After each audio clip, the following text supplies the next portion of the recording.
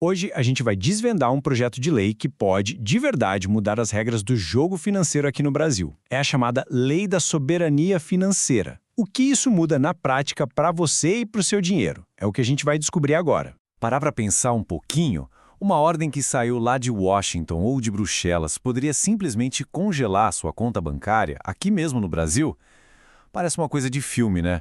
Mas é exatamente essa a pulga atrás da orelha que deu origem a esse projeto de lei. Bom, antes de a gente entender a solução que a lei propõe, a gente precisa olhar bem para o problema.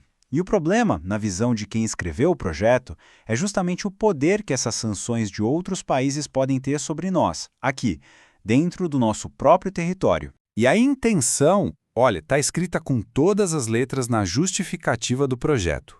O objetivo é, literalmente, proteger a soberania jurídica e financeira do Brasil contra chantagens geopolíticas, coerções ou abusos de legislações estrangeiras.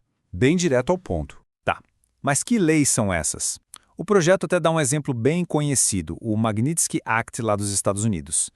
Para simplificar, é um tipo de lei que permite que os Estados Unidos apliquem punições financeiras, tipo congelar bens, a pessoas ou empresas de qualquer lugar do mundo, geralmente sob acusações de corrupção ou de violação de direitos humanos. Certo, então esse é o problema. Agora, qual é a solução que está na mesa? A ideia da lei é criar uma espécie de escudo soberano, um escudo para proteger o dinheiro e as transações que acontecem dentro das nossas fronteiras. A proposta central é essa aqui: fazer com que essas sanções estrangeiras simplesmente não possam ser aplicadas no Brasil.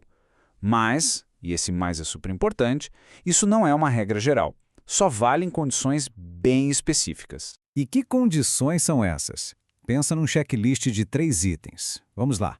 Primeiro, a transação financeira tem que acontecer toda aqui, em território nacional. Segundo, o pagamento tem que ser na nossa moeda, em reais.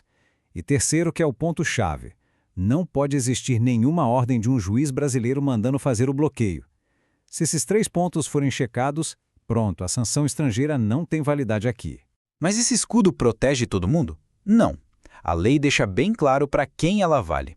A proteção é para brasileiros natos, que têm residência fixa aqui no país e que declaram seus impostos aqui no Brasil, ou seja, têm domicílio fiscal por aqui.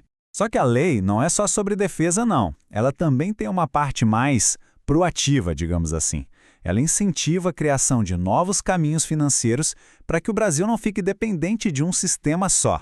Hoje em dia, para você mandar dinheiro para fora ou receber, quase tudo passa por um sistema de mensagens chamado SWIFT.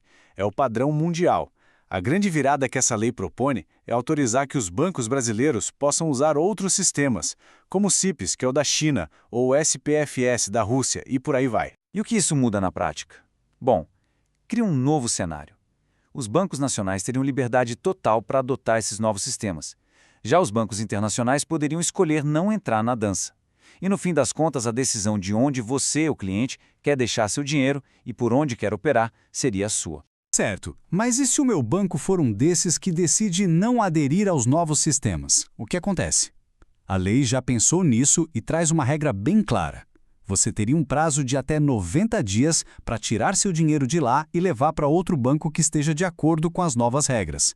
Passou esse prazo, a conta no banco original seria encerrada. Beleza. Então, a lei cria um escudo e novas opções. Mas, e se um banco aqui no Brasil simplesmente decidir ignorar a lei e aplicar uma sanção estrangeira mesmo assim?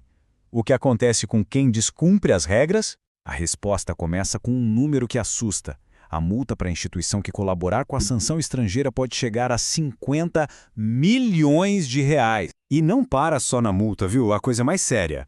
Além dessa pancada no bolso, o banco pode ter a licença de funcionamento suspensa por até 180 dias, ou seja, 6 meses sem operar. E claro, ainda vai ter que responder na justiça, em processos civis e penais, por qualquer prejuízo que tenha causado ao cliente. Ufa! É bastante informação, eu sei, então vamos fazer aquele resumão para organizar as ideias. O que você precisa guardar de mais importante sobre essa proposta? Em resumo, a gente pode pensar nessa lei em 4 pilares. Primeiro, proteger cidadão de sanções que venham de fora do país. Segundo, invalidar qualquer bloqueio que não tenha o carimbo de um juiz brasileiro. Terceiro, abrir a porta para o uso de sistemas financeiros alternativos ao SWIFT.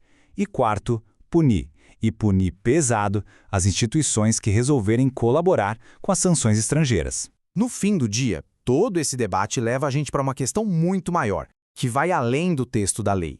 Onde a gente encontra o equilíbrio perfeito entre proteger a nossa soberania e, ao mesmo tempo, continuar super conectado a um sistema financeiro que é global? Essa é a grande pergunta que fica no ar para a gente pensar. Valeu e até o próximo The Explainers!